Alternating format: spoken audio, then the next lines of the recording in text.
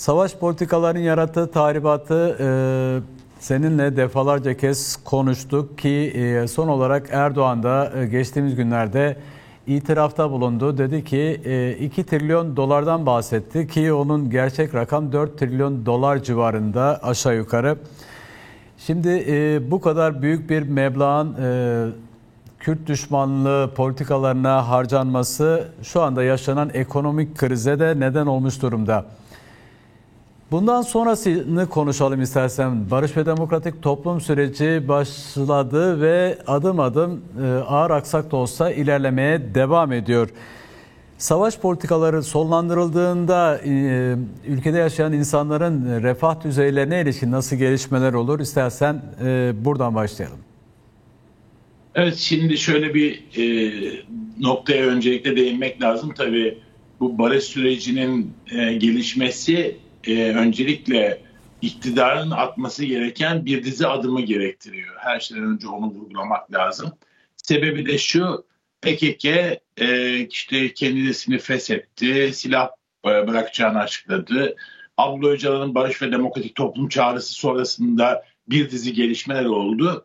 Ve bu gelişmeler aslında toplumda çok ciddi bir heyecan da yarattı. Özellikle bu 11 Temmuz günü Besozat ve o 29 arkadaşının silah bırakma töreni tüm Türkiye'de, tüm medya tarafından çok ilgiyle izlendi. Hatta bütün dünya, bütün Orta Doğu coğrafyasında da ilgiyle izlendi.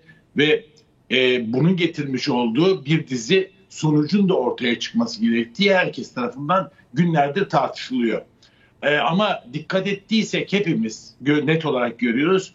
Adım tek taraflı olarak atılıyor. Yani ifade edildiği gibi barış eğer bir güverciyse iki kanadı vardır ve tek kanatlı uçması imkansız. Evet. Ve hükümet kanadında henüz atılmış bir adım yok. Sadece ve sadece şu anda işte mecliste komisyonun kurulması vesaire bu gibi bir dizi cümleden bahsediliyor. Öncelikle bunu belirtmek lazım. İkinci belirtilmesi gereken nokta da şu: barış ve demokrasi konusunda atılacak, hükümet tarafından da atılacak adımların birdenbire Türkiye'de bir cennete çevireceği yanılsamasına kapılmak dünyanın en büyük saf dilliliği olur. Şimdi her şeyden önce şunu belirtmek lazım: Türkiye bir NATO ülkesi ve silah harcamaları konusunda 2035'e kadar NATO ülkelerinin almış olduğu bir karar var. Şu andaki silahlanma hakikaten onun yanında bayağı da küçük kalıyor. Yaklaşık olarak Türkiye'de ve NATO ülkelerinin hepsinde %5'e tırmanan, yani gayri safi yurt içi hasılalarının %5'ine tırmanan bir silah harcaması öngörülüyor ki bu Türkiye'de yıllık 66 milyar dolar gibi bir paranın sadece ve sadece silah yatırımlarına harcanmasını ifade ediyor. Bunu biraz daha işte askerlerin maaşı, işte lojmanları, ıvırı kıvırı, evet, başka tür harcamaları topladığınızda ortaya yaklaşık olarak 70-80 milyar dolar gibi yıllık bir harcamadan bahsediyoruz. Ve işte bu sebeple eğer gerçekten barış ve demokrasi konusunda adım atılıyorsa, özellikle altını çizmek istediğim nokta, Türkiye'nin bugüne kadar girmiş olduğu bir takım ilişkiler biçimlerinden de bir şekilde uzaklaştırılması konusunda bir çabanın da içine girmesi gerekir.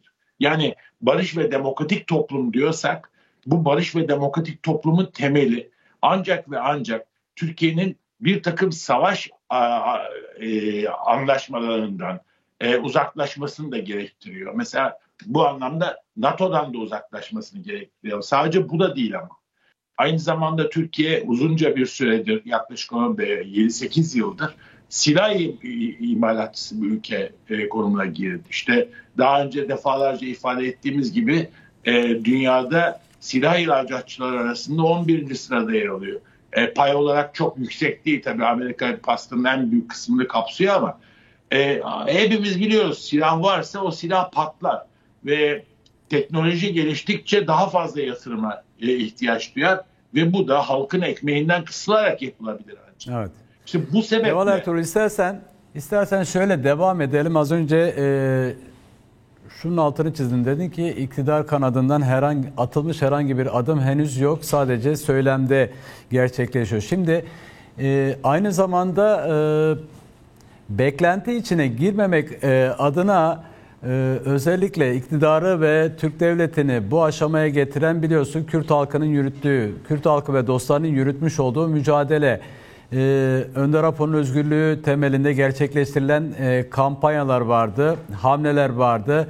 Bu kampanyalar çerçevesinde dünyanın birçok ülkesinde, birçok yerinde eylemler gerçekleşti ve sonuçta Türk devleti, onun özelinde de AKP-MHP iktidarı Önder Apo'yla İmralı'da görüşmek durumunda kaldı ve Önder Apo da uzatılan o eli tuttuğunu belirtti. Bu şekilde barış ve demokratik toplum süreci başlamış oldu. Şimdi bununla birlikte şu gelişmeler de yaşandı. Sen de az önce aktardın. Önder Apo bir çağrı yaptı. PKK kendini feshettiğini, silahlı mücadeleye son verdiğini, ardından da 1 Mart itibariyle de ateşkes ilan ettiğini duyurdu ve son olarak da 11 Temmuz'da Barış ve Demokratik Toplum grubu 30 kişilik grup gelip Gece Yürütme Konseyi Eş Başkanlığı'nın öncülüğünde gelip silahlarını yaktılar. Yani sembolik olarak böyle bir adım attılar. Şimdi tüm bunların hepsi bir mücadele tarzı. Bu mücadele tarzı işte devlete adım attırıyor. Bundan sonrası için esasen işçi emekçilerin rolüne ilişkin diğer konu başlığımıza devam edelim istersen. Şimdi böylesi adımları işçi emekçiler de atması gerekmiyor mu? Yani sürece dahil olması gerekmiyor mu? İşte benim ücretimi şu kadar yapın diyeceğine şu ülkeye barış gelsin, refah içinde yaşayalım demeleri gerekmiyor mu? Ya da asgari ücret şu kadar olsun diyeceklerine barışı istiyorum demeleri doğru değil mi? Evet, tamamen haklısın. Barışın olmaması, yani savaş politikalarının devam etmesi zaten uzunca bir süredir çok ciddi bir otoriterleşmeyi, bir tek adam rejimini ortaya çıkarttı. Bu tek adam rejimi aslına bakarsanız Türkiye'deki her adımın saray tarafından belirlenmesi sonucunda oldu. İşte az önce ifade ettiğim asgari ücreti kim belirliyor? Saray belirliyor. Kamu emekçileri günlerdir eylem yapıyorlar. Önlerine koyulan zam oranı %16-17 civarında ve bunu belirleyen kim? Yine saray rejimi. Türkiye'de işte bu zeytinliklerin talan edilmesi yasası mecliste görüşülüyor. Bunun arka planında kim var? Yine saray rejimi. Yani tekil tekil karşı çıkılan her konunun arkasında aslında sarayın yaratmış olduğu otoriterleşme ve bunun da arka planında da savaş rejimi yatıyor. Şimdi bunu ortadan kaldırabilmenin yolu, yani bu otoriterleşmeyi, bu denetimsiz mekanizmaları ortadan kaldırabilmenin yolu tabii ki ifade ettiğim gibi savaşın koşullarının ortadan kaldırılmasını gerektiriyor ve bunun içinde bir barış mücadelesi ortaya koyulması lazım. İşte bu Bese Ozat biliyorsun silah bırakma töreninde yaptığı konuşmada özellikle kadınlara, gençleri, işçileri, emekçileri, tüm halkları, demokratik ve sosyalist güçlere işaret etti. Yani bu barış ve demokratik toplumun örgütlendirilmesi için esas rol sahibi olması gerekenlerin bunlar olduğunu belirtti.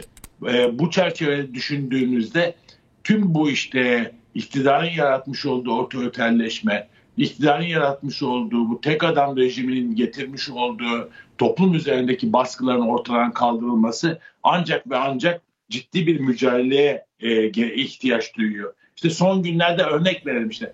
Kadın cinayetleri sürekli artıyor. İş cinayetlerinin sonu gelmiyor. Zeytinlikler madenlerin emrine tahsis ediliyor. Emekçilerin kazanılmış haftalık tatil hakkı bile gasp edilmiş durumda. Türkçe müzik polis şiddetiyle bastırılıyor vesaire. Sırf bu birkaç gün içerisinde meydana gelen haberlerin bile arka planında yatan ilk mesele esas itibariyle savaş politikalarının ülkeye getirmiş olduğu tablodan ibaret. Evet. İşte bu tabloyu dağıtabilirsek, yani temel talep olarak barışı öne koyarsak, sendikalar olarak, demokratik kurumlar olarak, sosyalist güçler olarak, halklar olarak, emekçiler olarak, kadınlar, gençler olarak bu mücadeleyi bu alanda yükseltebilirsek ancak ve ancak tüm bu üstlerimizdeki kara bulutları dağıtma imkanı bulabiliriz. Ama demin baştan söylediğim gibi bunu bir sihirli değnek olarak da görmemek lazım. Evet. Kesintisiz ve güçlü bir mücadele hattı örüldükçe ancak adım adım mevziler kazanılacak ve bunca yılın yaratmış olduğu tahribatın etkileri ortadan kaldırılacak. Peki. Yani bu mücadeleyi sürekli kılmak ve örgütlü bir şekilde mücadele hattını yükseltmek önemli. Peki. Heval Ertuğrul, çok teşekkür ederim. Ben teşekkür ederim. Kolay gelsin. Kolay İyi yayınlar. gelsin.